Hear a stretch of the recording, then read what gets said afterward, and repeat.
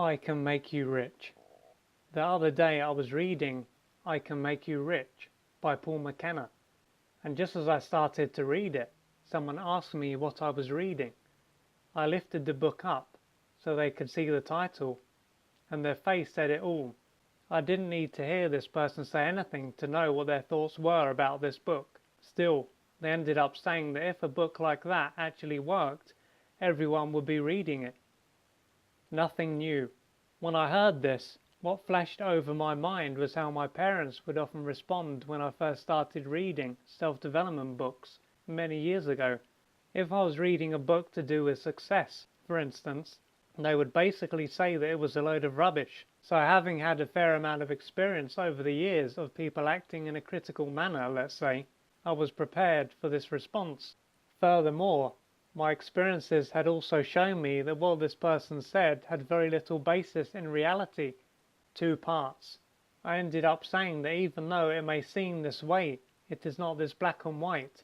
Not only does someone need to have a desire to make more money or to achieve something, they also need to have the drive to make it happen.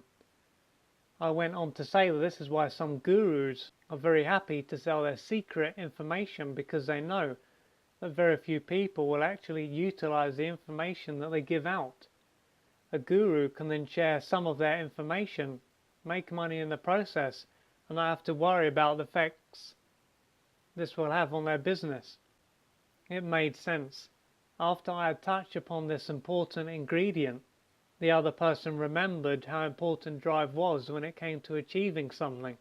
Another way to understand this is to reflect on how there is often what people say, words, and then there is what they do, behavior. The best way to understand what someone wants, or at least what feels safe at a deeper level, is to observe their behavior. This and this alone will reveal what is truly going on for them. Practical steps. As I looked through different parts of the book, it became clear that Paul McKenna had put together a solid book. Having read a number of his other books over the years, I can say that this is someone who knows his stuff. In this book, he goes into the importance of having the right outlook, but this is only a small part of the book. He also goes into how vital it is to ask ourselves the right questions, to find ways to offer value to the world, and to take consistent action, amongst other things. Final thoughts. This book is also peppered with quotes and advice from people who have applied the principles that are in this book and have benefited as a result.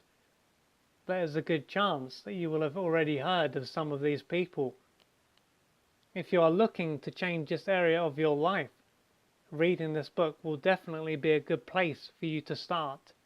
And one last thing, the person above said that the title of the book was a bit too much, yet they soon came to see that a title like this is far more likely to draw people in than a more realistic title.